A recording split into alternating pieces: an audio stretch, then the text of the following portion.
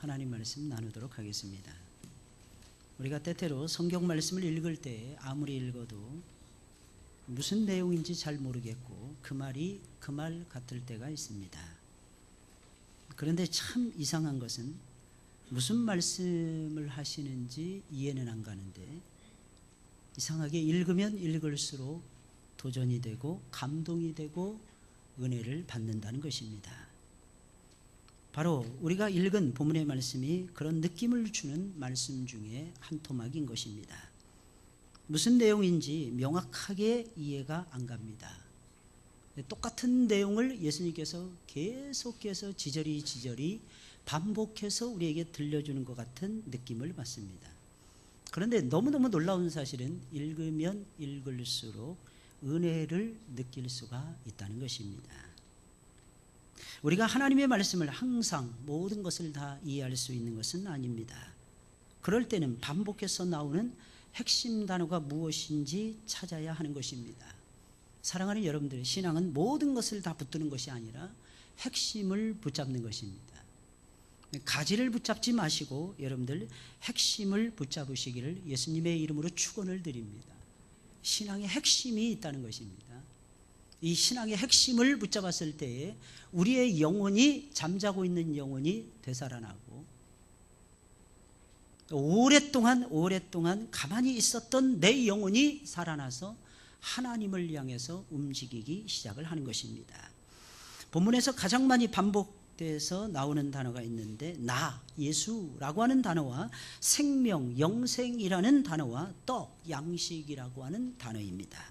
나라는 말이나 예수라는 말이 거의 매절마다 나옵니다. 22절에 예수께서, 24절에 예수도 예수를, 26절에는 내가 나를, 29절에도 예수께서, 32절에는 예수께서 내가 내, 35절에도 예수께서 내가 내게 나를, 36절 37절에도 내가 나를 내게 내게로 내게 내가, 59절에 있는 말씀은 뭡니까? 내가 내 뜻을 나를 내게라는 말이 반복해서 나오고 있습니다.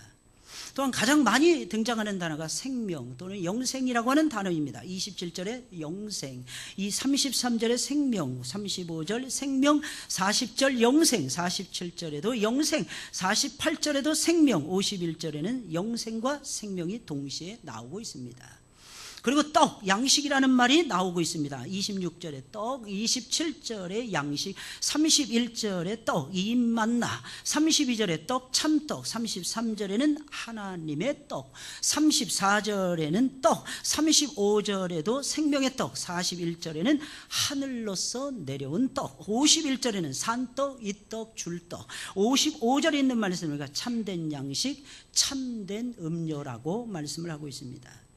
그렇다면 본문의 말씀이 우리에게 주는 의미가 무엇입니까? 나 예수, 생명, 떡이라는 말을 저와 여러분들이 종합해 보면 알 수가 있는 것입니다. 그것은 무엇입니까? 나 예수는 바로 생명의 떡이라는 것입니다. 오늘 핵심의 말씀이 이 말씀이에요. 나 예수는 생명의 떡이라는 것입니다. 이것은 예수님 자신이 직접 기술하고 있고 직접 진술을 하고 계십니다. 35절, 48절에 똑같이 말씀하셨는데 내가 곧 생명의 떡이니, 그 다음에 48절에 있는 말씀, 내가 곧 생명의 떡이니라. 내가 곧 생명의 떡이니 내게 오는 자는 결코 줄이지 아니할 것이요 나를 믿는 자는 영원히 목마르지 아니하리라. 사랑하는 여러분들, 이 얼마나 감동적인 말씀입니까? 예수님께로 나오는 자는 결코 줄이지 아니할 것이며 예수님을 믿는 자는 영원히 목마르지 아니할 것입니다. 예수님이 베푸신 기적을 통해서 배고픔을 면했던 오병이어의 기적을 체험했던 5,000명의 군중들은 무엇이 달라졌습니까? 여러분, 우리는 신앙은 체험, 우리 기독교는 체험의 종교라고 말을 하고 있잖아요. 뭔가 체험을 했으면 달라져야 하는 것이 아닐까요? 여러분, 삶의 태도가 달라져야 되는 것이고 삶의 역사를 체험하면서 삶이 바뀌어져야만 되는 것이 아니겠습니까? 그러나 그들의 삶이 기적을 체험한 후에 진정 변화가 되었습니까? 아니었어요. 달라진 것이 겉으로 보기에는 하나도 없었습니다. 마음을 쓰는 마음의 그릇이 넓어진 것도 아니었고 생각하는 것이 깊어진 것도 아니었고 세상을 바라보는 안목이 철두철미해진 것도 아니었더라는 것입니다. 달라진 것이 하나도 없었어요. 괴팍하고 강팍한 사람이 갑자기 온유해지거나 겸손해지지도 않았더라는 것입니다. 그러나 달라진 것이 딱 한 가지가 있었습니다. 그들은 벳세다를 돌아다니고 주변에 있는 바닷가를 다 돌아다닐 정도로 예수님을 찾는 영혼들로 바뀌어졌다고 하는 사실입니다. 여러분, 이것이 중요합니다. 예수님의 중요성을 깨닫는 것이 중요한 것입니다. 신앙은 다른 게 아니에요. 예수님의 가치, 예수님의 의미, 예수님의 능력, 예수님의 지혜를 깨닫는 것이 진정한 신앙이라는 것입니다. 사랑하는 여러분들, 예수님의 중요성에 대해서 인식을 하시기를 예수님의 이름으로 축원을 드립니다. 나는 나쁜 뭔가 습성이 있어서 그걸 끊어버려야 돼. 그걸 끊는 것이 신앙이야. 아닙니다. 사랑하는 여러분들, 먼저는 예수님의 중요성을 깨닫는 것입니다. 그리고 내가 무엇을 해야 되는지, 내가 어느 부분에서 모자란지, 내가 무엇을 채우면서 살아가야만 되는지, 예수님을 만난 다음에, 예수님의 중요성을 깨달은 다음에 저와 여러분들의 삶의 모습이 서서히 그렇게 바뀌어져 가게 되는 것입니다. 그들은 배를 타고 가버나움까지 건너가서 예수님을 찾았습니다. 사랑하는 여러분들, 우리도 예수님을 찾아야 되는 것입니다. 많은 사람들이 오해해요. 10년 믿고 20년 믿고, 아니 평생을 믿게 되면 세상 사람들과 우리는 완벽하게 다른 모습을 띌 거야. 아니에요.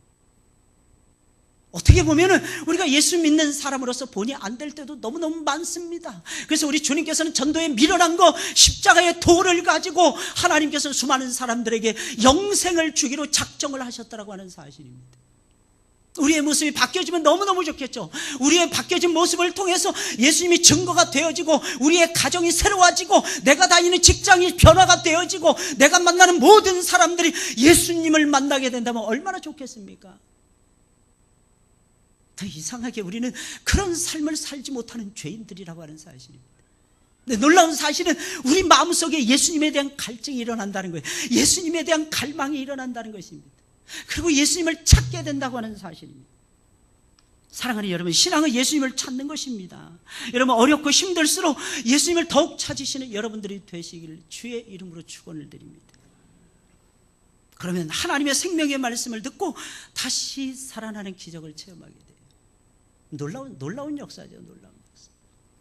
사람들은 예수님을 찾음으로 여기 나오는 사람들을 얘기하는 것입니다. 예수님이 바로 생명의 떡이라는 귀중한 말씀을 들을 수가 있었던 것입니다. 여기서 떡이란 우리가 명절 때라든지 아니면 특별한 간식으로 먹는 그런 떡을 의미하는 것이 아닙니다. 양식을 얘기하는 거예요. 밥이나 빵을 얘기하는 것입니다. 꼭 먹어야 되는, 매일 새끼밥을 꼭 먹어야 되는 그 양식을 말하는 것입니다. 예수님 당시에 배고픔을 해결하는 일은 매우 심각한 문제였어요. 오늘날에도 마찬가지잖아요. 먹고 사는 문제 쉽습니까? 먹고 입고 자고 하는 문제 얼마나 심각하고 얼마나 큰 문제인지 모릅니다. 지금도 아프리카라든지 방글라데시와 같은 일부 아시아 국가에서는 먹고 사는 문제가 여전히 심각한 사회 문제로 나타나고 있습니다. 아직도 이 지구촌에는 내일 아침에 눈을 뜨면 무엇을 먹어야 할지 고민하는 사람들이 8억 7,500만 명이나 된다고 합니다. 지구의 인구가 71억 7천만 명인가 이렇게 되는데, 그중에서 8억 7,500만 명이나 되는 사람들이 내일 아침에 눈을 뜨면 나는 무엇을 먹을까 고민한다는 거예요. 사랑하는 여러분, 오늘 아침에 일어나셔서 무엇을 먹을까 고민하신 분 계십니까? 그게 아니고 내가 이것을 꼭 먹어야 되나, 입맛도 없는데. 근데 오늘 주일이라서 먹어요. 저는 거의 아침을 안 먹는데 주일날만큼 아침을 꼭 먹습니다. 왜냐하면 1부부터 어떤 때는 5부까지 스트레이트로 예배를 인도해야만 되기 때문에. 어떤 때 기운이 없어요. 그래서 영의 양식도 중요하지만 저에게 있어서는 육신의 양식도 굉장히 중요합니다. 그래서 아침을 꼭 먹어요. 주일날 아침에. 뭐 어떤 걸 내려놔도 먹어요. 왜냐하면 일하기 위해서, 하나님이 저에게 주신 사명을 감당해내기 위해서입니다. 여러분, 지구촌에 살고 있는 전 세계 인구 8명 가운데 1명이 굶주림의 상태에 있다는 것입니다. 그런데 예수님은 그 굶주림을 책임져 주시겠다는 것입니다. 내게 오는 자는 결코 줄이지 아니할 터이요. 예수님 말씀하고 계신 것입니다. 게다가 영적인 배고픔의 문제까지도 완벽하게 해결하실 수 있는 예수님은 생명의 떡이라는 것입니다. 예수님께서는 자신이 떡을 나누어 주시는 떡 주인이라는 것입니다. 떡 주인일 뿐만 아니라 자신이 곧바로 생명을 나누어 주는 생명의 떡이라고 예수님께서는 말씀하고 있는 것입니다. 무엇을 의미하는 것입니까? 우리는 예수님이 던져주시는 것을 축복이라고 생각할 때가 너무너무 많이 있어요. 그런데 예수님은 그것을 부정하고 있는 것입니다. 예수님 자신이 복이라고 하는 사실입니다. 많은 사람들이 오해합니다. 예배를 드리고 나면 하나님의 축복을 받고 싶다. 아닙니다. 예배 자체가 하나님이 우리에게 허락해 주신 놀라운 축복이라고 하는 사실입니다.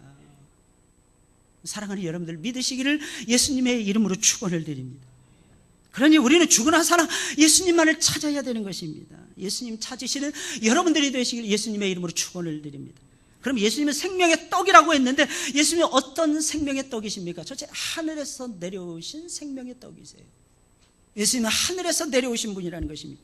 이 점을 저와 여러분들이 잊어서는 안 될 것입니다. 본문 33절에 하나님의 떡은 하늘에서 내려 세상에게 생명을 주는 것이니라. 하늘에서 내렸다. 예수님께서는 이것을 강조하고 계십니다. 38절에 있는 말씀, 이 사실을 가리켜서 내가 하늘로서 내려왔다 예수님 말씀하시고, 41절에 있는 말씀, 하늘로서 내려온 떡이다. 51절에 있는 말씀, 나는 하늘로서 내려온 산떡이니 이 떡을 먹으면 영생하리라. 예수님은 출처가 하늘로서 내려온 떡이에요. 자신이 생명의 떡인데 그 생명의 떡은 땅에서 난 떡이 아니라 하늘에서 내려온 떡이라는 것입니다. 이 말을 듣고 유대인들은 깜짝 놀라면서 서로 수근수근 됩니다. 그러면서 그들은 이렇게 말을 합니다. 이는 요셉의 아들 예수가 아니냐. 예수님을 아는데 예수님을 육신적으로만 이해하는 거예요. 사랑하는 여러분들, 여러분들에게 어떤 환경, 어떤 조건, 어떤 사건, 어떤 사람이 가까이 오더라도 그 사람을 육신적으로만 이해하시면 곤란하십니다. 하나님은요, 이 보이는 세계를 보이지 않는 영의 힘에 의해서 움직여 가시는 분이십니다. 그래서 보이지 않는 세계를 바라보면서 그 보이지 않는 하나님의 영을 통해서 하나님이 나에게 주신 이 세상을 조망해 들어가야만 합니다. 그때 비로소 이 세상의 실체를 저와 여러분들이 발견해 볼 수가 있는 것입니다.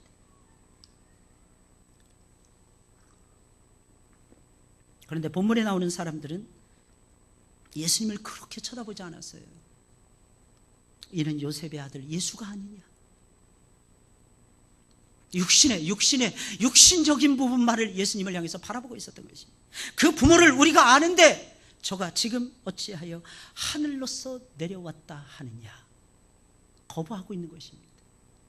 예수님이 직접 내려오셔서 생명의 떡이 되신 예수님께서 생명의 말씀, 생명의 떡이신 생명의 말씀을 들려주시며 수많은 죽어가는 영혼들을 깨우고 계시는데도 그들은 그 말에 귀를 기울일 생각은 하지 아니하고 저가 목수의 아들이 아니냐, 저가 요셉의 아들이 아니냐, 내가 저의 부모를 아는데, 내가 저의 부모, 쉽게 말하면 이겁니다. 내가 저 사람의 과거를 아는데 저 사람은 우리에게 하나님의 생명의 말씀을 들려줄 만한 자격이 전혀 없는 분이야. 사람들은 예수님을 향해서 그렇게 거부 반응을 보이고 있었더라는 것입니다.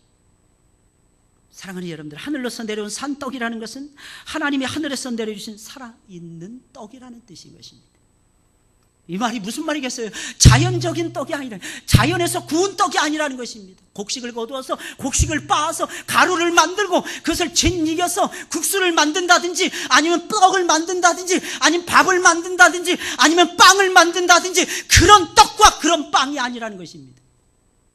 이것은 자연을 초월하는 하나님이 직접 내려주신 살아있는 떡이라는 사실입니다. 예수님은 아버지의 뜻을 따라 이 세상에 내려오셨어요. 하늘로부터 내려오셨습니다. 하늘의 보좌를 예수님 포기하시고 우리 가운데 내려오셨다는 것입니다. 우리에게 생명을 주시고 우리에게 지혜를 주시고 우리에게 명철을 주시고 우리에게 힘을 주시는 구원의 떡이 되어주셨다는 것입니다. 예수님께서는 분명히 요셉의 아들로 태어나신 것이 사실이었습니다. 하지만 우리는 알아야 됩니다. 요셉의 아들로 태어났지만 요셉의 아들이 아니었다고 하는 사실입니다. 성경은 부정합니다. 어떻게 부정하고 있습니까? 요셉의 아들이라고 하는 말은 남자의 아들이라고 하는 뜻입니다. 사람의 아들이라고 하는 뜻이었어요. 그런데 성경은 뭐라고 했느냐? 그는 여인의 후손으로 오셨다고 하는 사실입니다. 이게 무슨 말이겠습니까? 남자와 전혀 상관없이 여자 마리아의 뱃속에 하나님께서 들어가셨다는 것을 의미하는 것입니다. 예수 그리스도께서 동정녀의 몸속에 친히 들어가셔서 그 속에서 9개월 10일을 통과하시면서 이 세상을 밝게 하기 위해서, 이 세상을 구원하기 위해서, 이 세상을 살려주기 위해서, 죽어가는 문영혼들에게 하늘의 생명을 던져주기 위해서 우리 주님께서는 기꺼이 사람의 몸을 입고, 수많은 사람들이 부정할 것을 아시고 수많은 사람들이 거부할 것을 아셨음에도 불구하고 우리 주님께서는 사람의 몸을 입고 우리 가운데 내려오신, 하늘에서 내려오신 생명의 떡이었다고 하는 사실입니다. 따라서 그분은 이 세상의 흐름과 상관이 없어요. 그분은 이 세상의 문화와 상관이 없고, 정신과 상관이 없고, 이 세상의 경제와 상관이 없고, 이 세상의 정치와 상관이 없고, 이 세상의 군사와 상관이 없이 움직일 수 있는 분이십니다. 쉽게 말씀드리면 이 세상의 흐름하고 전혀 상관이 없이 당신의 생명을 줄 수 있고, 당신의 지혜를 줄 수 있고, 당신의 떡을 줄 수 있고, 당신의 몸뚱아리까지 줄 수 있는 위대하시고 위대하신 진정한 하나님의 아들이시라는 것입니다. 어떤 경우라도 우리 주님은 우리에게 생명을 주실 수 있는 분이십니다. 하늘로서 내려왔다고 하는 의미가 바로 그런 의미가 있는 것입니다. 모든 것을 초월하여 역사하시는 것입니다. 심지어는 여러분들의 마음이 준비되면 은혜를 더 주실 수 있겠죠. 그러나 여러분들의 마음이 준비되어 있지 않다 할지라도 하나님께서는 밀려오는 파도 같은 사랑으로 여러분들의 마음을 움직일 것입니다. 사람이 준비하면 얼마나 준비하겠어요? 에디슨은 말을 했습니다. 99%의 노력과 1%의 영감으로 발명왕이 되었다. 아닙니다. 인간의 노력은 1%에도 미치지 못해요. 하나님의 영감이 99%인 것입니다. 하나님이 함께 해주셔야 돼요. 하나님이 은혜를 내려주셔야 됩니다. 바로 그 은혜를 주기 위해서 예수님께서 하늘로부터 생명이 떡이 되어서 우리 가운데 찾아오신 것입니다. 이스라엘 백성들은 광야를 지나갈 때 오해하지 마세요. 땅에서 나는 것을 먹지 않았어요. 무려 40년 동안 하늘로부터 떨어지는 만나만을 먹었던 것입니다. 그 만나는 땅에서 난 것이 아니라 하늘에서부터 주어진 신령한 양식이었어요. 당시에 하나님의 백성들에게 만나 외에는 다른 양식이 전혀 없었던 것입니다. 여러분, 지금도 마찬가지입니다. 사랑하는 여러분들, 여러분 하나님을 찾으시고 하나님이 보내주신 자, 생명을 주시는 그분, 그 예수 그리스도를 찾으시고 그 예수 그리스도를 영접하시길 예수님의 이름으로 축원을 드립니다. 분명히 다를 거예요. 분명히 달라요. 분명히 다르다니까요. 지난 주간에 어떤 친구하고 이야기를 하는 중에 깜짝 놀랐어요. 목사님, 애들도 은혜를 받나요? 깜짝 놀랐어요. 애들이 그 무슨 뜻이냐고. 애들이 말씀의 은혜를 받는다뇨, 목사님. 그럼 사랑하는 여러분들, 애들이 받지 않으면 어른만 받나요? 우리는 명심해야 됩니다. 하나님의 말씀은 살았고 운동력이 있어요. 그 말씀을 통해서 우리는 예수 그리스도를 발견하고 예수님을 우리의 양식으로 삼으셔야 할 것입니다. 하늘에서 내려온 떡이라는 말은 여러 개의 떡을 의미하는 것이 아니에요. 유일한 떡, 한 개의 떡을 얘기하는, 하나밖에 없는 유일한 떡이라는 의미를 가지고 있습니다. 무슨 말이겠습니까? 예수님만이 진정한 떡이라는 것입니다. 오늘날 사람들은 잘 먹고 있어요. 그래서 어떻게 하면 이 뱃살을 뺄까? 그래서 말 그대로 베들렘이 되어 있어요. 베들렘. 살이 찌다 보면 뱃살이 나오다 보면 처음에는 앞만 나옵니다. 제가 한번 연구해 봤어요. 어디부터 나오나? 앞배부터 나오더라고요. 그 다음에 옆구리가 터집니다. 그때부터는 심각해져요. 옆구리 터지기 시작하면 이게 진짜 심각해요. 이 옆구리 배가 제일 무서운 배예요. 제가 최근 들어서 한국에 와서 옆구리 배까지 뺐어요. 옆구리 배까지. 얼마나 감사한지. 할렐루야. 슬림 자켓을 딱 입었는데, 슬림 양복을 딱 입었는데, 제가 처음 샀을 때는 이게 단추가 안 채워졌어요. 단추까지 채워집니다. 할렐루야. 근데 이게 몸무게는 변함이 없다는 게, 이게 중요한 거예요. 이게 몸무게는 변함이 없다는 게. 중요한 건 뱃살을 뺐다는 게. 배. 여러분들 꼭 빼시기를 주의 이름으로 축원을 드립니다. 꼭 빼셔야 돼요. 왜냐면 그게 여러 가지 이 성인병에 제일 안 좋은 게 이 배라는 거예요. 배. 근데 우리는 그렇게 잘 먹고 있다는 거예요. 그렇게. 그만큼 우리 얼굴이 다 달덩어리가 되어서 살아가고 있어요. 그런데 이상한 것이 있어요. 이상한 게 힘이 없다는 거예요. 옛날에는 잘 못 드셨어요. 하루에 2끼 이렇게밖에 못 드셨어요. 해 뜨면서부터 해질 때까지 일을 하셔도 우리의 부모님들은 쉬지 않고 지치지 않고 일하셨어요. 근데 요즘에 조금만 하면 아이고 힘들어. 아이고 힘들어. 뭐 조금만 하면 힘들어 죽겠네. 아 힘들어서 못 해 먹겠네. 우리는 그러고 살아가고 있다는 것입니다. 어깨도 아파, 무릎도 아파. 놀라운 사실은 70, 80 되신 노인분들만 그러지 않는다는 것입니다. 젊은 사람들 가운데서도 부지기수라고 하는 사실입니다. 왜 그런 것입니까? 잘 먹는데도 왜 그런 것입니까? 이상하지 않나요, 여러분들? 제가 보기엔 예수님을 먹지 않아서 그런 거예요. 예수님을 먹지 않으면 아무리 육의 양식을 잘 먹어도 지칩니다. 비틀거립니다. 힘이 없습니다. 하늘에서 내려온 유일한 떡이신 예수님을 먹으시고 새 힘을 받아 올라가시는, 마치 독수리같이 변화되시는 여러분들이 되시길 주의 이름으로 축원을 드립니다. 둘째로, 예수님은 참된 양식이며 참된 음료라고 했습니다. 하늘에서 내려오신 산떡이신 예수님은 자신이 바로 참된 양식이며 참된 음료라고 했습니다. 50절에 있는 말씀, 이는 하늘로서 내려오는 떡이니 사람으로 하여금 먹고 죽지 아니하게 하는 것이니라. 51절에 이 떡을 먹으면 영생하리라. 53절에 인자의 살을 먹지 아니하고 인자의 피를 마시지 아니하면 너희 속에 생명이 없느니라. 떡이라는 것이 인자의 살과 피라는 것입니다. 54절에 내 살을 먹고 내 피를 마시는 자는 영생을 가졌노라. 55절 56절에 있는 말씀, 내 살은 참된 양식이요 내 피는 참된 음료로다. 내 살을 먹고 내 피를 마시는 자는 내 안에 거하고 나도 그 안에 거하나니. 57절에 있는 말씀, 나를 먹는 그 사람도 나를 인하여 살리라 라고 말씀을 하고 있어요. 여러분, 하늘에서 내려오신 예수님은 굶주림과 갈증 속에 괴로워하는 인생들에게 유일하게 만족과 허기진 배를 채워지기에 충분하신 분입니다. 그래서 예수님은 자신을 가리켜서 뭐래? 참된 양식이요 참된 음료라고 하는 것입니다. 진짜 양식, 진짜 양식. 주님은 어떻게 참된 양식이 되셨던 것이며 어떻게 참된 음료가 되셨던 것입니까? 사랑하는 여러분들, 우리는 주변에서 죽어가는 수많은 영혼들 우리가 살려보고 싶을 때가 너무너무 많잖아요. 믿지 아니하는 남편, 믿지 아니하는 아내, 믿지 아니하는 이웃, 믿지 아니하는 친구, 믿지 아니하는 직장의 동료, 믿지 아니하는 학생들, 믿게 하면서 예수님을 영접하게 하면서 새로운 삶을 살게 해주고 싶잖아요. 근데 잘 안 됩니다. 이유가 무엇일까요? 예수님처럼 하시지 않아서 그래요. 예수님은 죽어가는 문 영혼들을 바라보셨습니다. 어떻게 살릴까? 예수님은 하나님과 연구하십니다. 하나님과 계획을 짜셨습니다. 그것이 무엇입니까? 자신이 십자가 위에서 죽는 것이었습니다. 사랑하는 여러분들, 하나님의 역사를 체험하기를 원하십니까? 그럼 죽어야만 하는 거예요. 죽지 아니하면 하나님 그대로 있습니다. 놀라운 사실은 죽으면 많은 열매를 거둔다는 것입니다. 죽으면 많은 열매를 거둔다. 요즘에 명량이라고 하는 영화가 아주 센세이션을 일으키고 있어요. 한국의 모든 흥행 기록을 전부 다 갈아치우고 있습니다.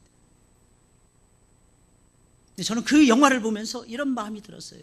여러분 못 보셨으면 꼭 보시기 바랍니다. 이순신 장군은 진도 앞바다에서 죽으려고 가십니다. 죽으려고 가는 거예요. 자기가 코너에 몰립니다. 코너에 몰리러 가는 거예요. 통제사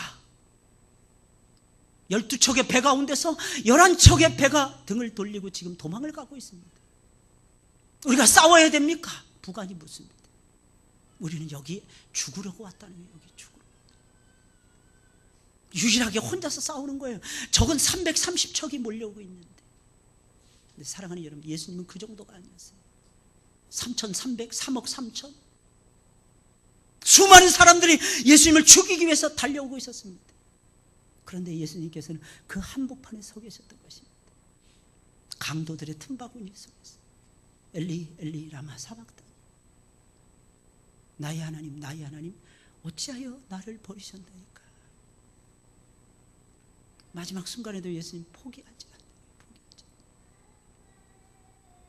아버지, 내 영혼을 아버지 손에 부탁하나이다.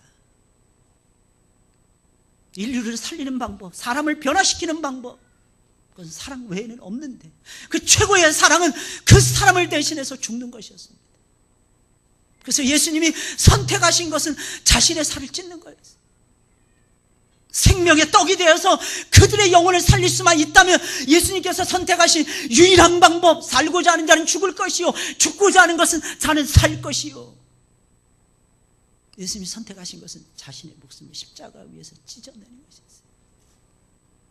그래서 물과 피를 다 쏟아내시는 것입니다. 그리고 그들의 영혼을 살리기 위해서 예수님께서는 마지막 몸부림을 십자가 위에서 처절하게 하십니다. 그러면서 예수님께서는 참된 양식, 참된 음료가 되셨던 것입니다. 사랑하는 여러분들, 우리 신앙생활 하다 보면 어려움이 있어요. 어려움이 밀려옵니다. 어떤 어려움이 밀려옵니까? 여러분, 살다 보면 여러분들이 감당할 수 없는 엄청난 무게의 짐들의 삶의 무게들이 여러분들을 짓누르면서 다가올 것입니다. 어떤 삶의 무게를 여러분들이 짊어지고 계십니까? 예수님의 십자가의 사랑으로 이겨나가셔야 될 것입니다. 우리는 십자가로 살아가는 사람들이에요. 영적인 싸움도 십자가로 해야 됩니다. 육신의 전쟁도 십자가로 하셔야 됩니다. 만나는 모든 사람들을 십자가의 사랑으로 녹여 놓아야만 될 것입니다. 그러려면 저와 여러분들이 죽어야만 될 것입니다. 죽는 자는 삽니다. 이 역설적 진리, 기독교는 역설적 진리를 우리에게 가르쳐주고 계십니다. 이게 예수님의 가르침 핵심이었어요. 사랑하는 여러분들, 예수님의 살과 피를 그럼 먹고 마신다, 이것은 무엇을 의미하는 것입니까? 예수님을 믿는다, 이것입니다. 예수님이 나를 대신하여 십자가에서 살과 피를 찢어 놓으시고 흘리셨음을 믿는다, 이런 뜻입니다. 예수님이 나를 대신하여 돌아가셨으니까 그분과 신비적으로 연합이 되어서 나는 그분 안에 거하고 그분이 내 안으로 들어온다라고 하는 뜻인 것입니다. 새로운 관계, 새로운 삶의 지경 가운데 저와 여러분들이 들어가는 것을 의미하는 것입니다. 우리가 예수님에게 나아가서 그분을 바라보고 그분을 믿고 그분의 고난에 참여하면서 그분과 보다 깊은 관계를 나누는 것, 사랑하는 여러분들, 이것이 바로 예수님을 먹고 마시는 일이라고 하는 사실입니다. 그러면 사랑하는 여러분, 어떻게 우리는 그분을 오늘날에 먹고 마실 수가 있는 것입니까? 성경을 먹고 마시면 그분을 먹고 마시는 것입니다. 사도 바울은 이런 말을 했습니다. 믿음은 들음에서 나며 들음은 그리스도의 말씀으로 말미암느니라. 베드로 사도는 이런 말을 했습니다. 성경을 가리켜서 완전하고 신령한 젖이라고 베드로전서 2장 2절에서 말을 하며 우리로 하여금 구원에 이르도록 자라게 하는 힘이 거기에 있다라고 선포를 했습니다. 사도 요한이 이런 말을 했습니다. 예수님이 곧 생명의 말씀이니라. 그렇다면 예수님을 먹고 마신다, 이 말이 무슨 말이겠습니까? 성경을 먹고 마신다는 뜻인 것입니다. 그렇다면 성경을 먹고 마신다는 말이 무슨 말이겠습니까? 성경을 눈으로 보면서 먹는 것을 얘기하는 것입니다. 성경을 입으로 읊조리면서 먹는 것을 얘기하는 것입니다. 성경을 마음으로 믿으면서 먹는 것을 의미하는 것입니다. 성경을 행동으로 실천하면서 먹는 것을 의미하는 것입니다. 사랑하는 여러분들은 살아나기를 원하십니까? 성경을 드시기를 예수님의 이름으로 축원을 드립니다. 성경이 최고의 양식이어서. 그래야 여러분들 삽니다.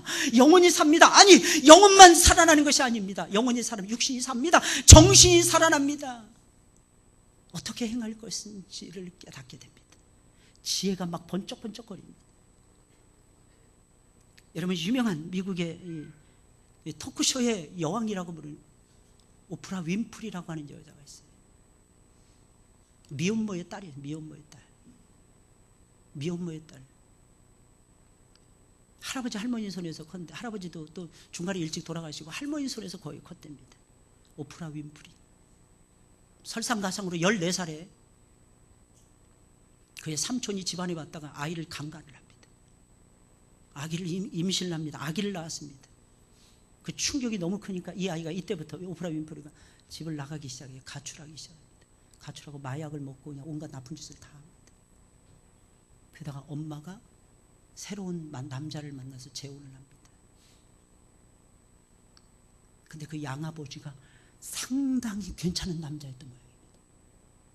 그 양아버지를 만나는 순간부터 오프라 윈프리가 달라지기 시작을 했답니다. 마약도 끊고 담배도 끊고 술도 끊고 모든 거 다 끊었답니다. 그리고 한 지방 방송국에 아버지의 주선으로 해서 그 아버지가 거기서 일했다는 설도 있고 그래. 그 양아버지가 거기서 작은 프로 코너 하나를 맡아서 앵커 역할을 시작을 했답니다. 그것이 되고 해서 오늘날의 오프라 윈프리를 만든 것입니다. 한 2년 전까지 그녀의 자산이 한 6억 불 정도 된답니다. 6억 불. 우리나라 하나로 따지면 한 7천억? 한 6천억? 오프라 윈프리가 순수하게 벌어들인 돈이 7천억, 6천억에 육박을 한답니다. 어떻게 하느냐? 아프리카에 죽어가는 영혼들을 했습니다. 흑인이잖아요. 흑인. 내 고향은 아프리카를. 정말 이 사상이 중요해요. 피부 색깔이 중요하지 않습니다. 우린 시커먼 사람들 보고 이상하게 보죠. 시커먼 사람들이 정이 훨씬 더 많습니다. 가까이서 살아보면 얼마나 따뜻한지 몰라요. 걔네들은. 하얀 애들이 더 무서워. 하얀 애들은 다 가면 쓰고 사는 것 같아. 다 가면 쓰고. 근데 오프라 윈프리를 만드는데 그 아버지가 2가지를 요구를 했답니다. 어렸을 때 그 방황하는 아이, 자기의 양딸을 위해서 2가지를 요구했대요. 첫째, 매일 성경을 쓰라는 것입니다. 노트 한 권을 사주면서 너는 여기다가 매일 성경을 써라. 2번째, 너는 매일 3가지 이상의 감사의 일기를 써라. 네 인생이 달라질 것이다. 그 양아버지가 주었던 최고의 선물, 그것은 에이브러함 링컨이 죽어가면서 부모님으로부터 받았던 것과 똑같은 것이었습니다. 하나님 말씀, 하나님 말씀. 우리는 여러 가지 심각한 문제를 안고 있어요. 내 자신의 문제, 가족의 문제, 자녀의 문제, 직장의 문제, 노년의 문제, 여러 가지 문제를 우리는 안고 살아가고 있습니다. 그 문제를 풀어줄 수 있는 분은 예수 그리스도 한 분밖에 없어요. 내가 그 길이요 진리요 생명이 나로 말미암지 않고는 아버지께로 올 자가 없는 거죠. 예수님만이 길이십니다. 예수님만이 진리이십니다. 예수님만이 생명이십니다. 그 예수님을 담고 있는 위대한 책, 그 역사 속에서 2000년의 역사 속에서 항상 제왕의 자리를, 베스트셀러의 자리를 놓치지 않았던 가장 위대하고도 위대한 책, 그것이 무엇입니까? 하나님의 말씀이라고 하는 사실입니다. 성경인 거예요. 성경. 우리는 성경을 먹어야 사는 사람들입니다. 성경을 가까이 하지 않으면 우리 영혼은 살아날 수 없습니다. 우리는 성경을 먹고 살자고요. 할렐루야. 성경을 가까이 하면서 살자고요. 예수님 말씀하십니다. 나를 믿는 자에게는 영생을 주겠노라. 예수님. 마지막 하나님께서 우리에게 주시는 생명의 떡이신 예수님이 우리에게 주신 최고의 선물, 성경을 통해서 영생을 주시는 거예요. 영생.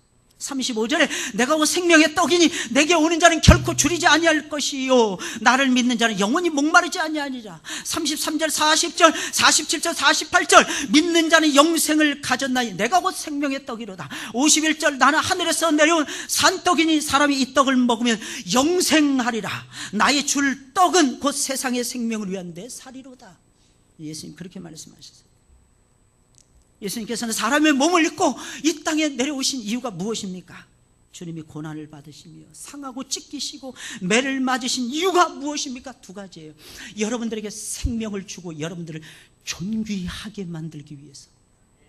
많은 사람들이 첫 번째만 생각을 합니다. 그저 생명. 그러니까 윤리성이 떨어지는 거예요. 사랑하는 여러분들 오해하지 마세요.